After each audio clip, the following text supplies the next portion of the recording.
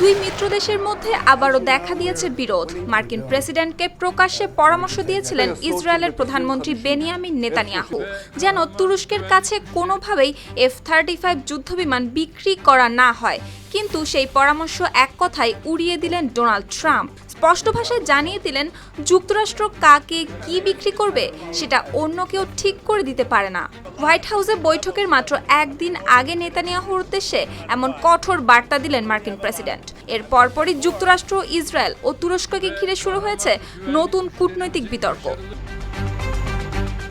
মতবিরোধের শুরু তুরস্কের কাছে যুক্তরাষ্ট্রের অত্যাধুনিক F-35 যুদ্ধবিমান বিক্রি নিয়ে। ফক্স নিউজকে দেওয়া এক সাক্ষাৎকারে ইসরায়েলের প্রধানমন্ত্রী বেনিয়ামিন নেতানিয়াহু দাবি করেন, তুরস্কের বর্তমান সরকার মুসলিম ব্রাদারহুডের আদর্শে প্রভাবিত এবং তারা যুক্তরাষ্ট্র বিরোধী অবস্থান নেয়। তাই আঙ্কারার হাতে F-35 যুদ্ধবিমান বা এর ইঞ্জিন তুলে দেওয়া উচিত হবে না বলেও মন্তব্য করেন তিনি। তবে হোয়াইট হাউসে নেতানিয়াহুর সঙ্গে বৈঠকের ঠিক একদিন আগেই এয়ারফোর্স ওয়ানে সাংবাদিকদের সঙ্গে আলাপকালে ভিন্ন অবস্থান তুলে ধরেন মার্কিন প্রেসিডেন্ট। তিনি স্পষ্ট ভাষায় বলেন, কেউ তাকে বলে দিতে পারে না তিনি কি বিক্রি করবেন। একই সঙ্গে তিনি তুরস্ককে যুক্তরাষ্ট্রের গুরুত্বপূর্ণ ন্যাটো মিত্র হিসেবে উল্লেখ করে দেশটির সামরিক সক্ষমতারও প্রশংসা করেন। ট্রাম্প বলেন, তুরস্ক ইসরায়েলের ঘনিষ্ঠ না হলেও যুক্তরাষ্ট্রের জন্য তারা দারুণ সহযোগী।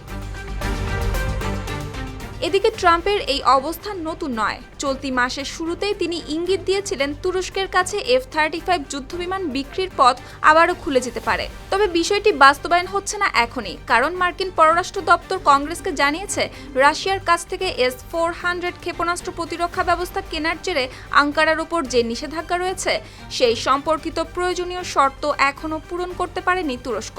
মূলত 2019 সালে রাশিয়ার S-400 ব্যবস্থা কেনার পরই তুরস্ককে F-35 কর্মসূচি থেকে বাদ দেয় যুক্তরাষ্ট্র।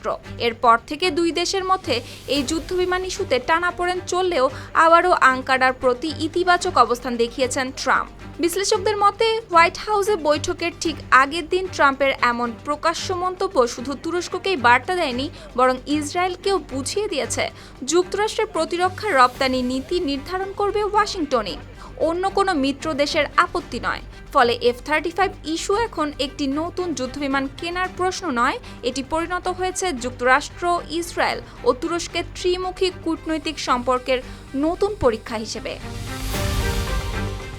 সুপ্তি রায়, RTV।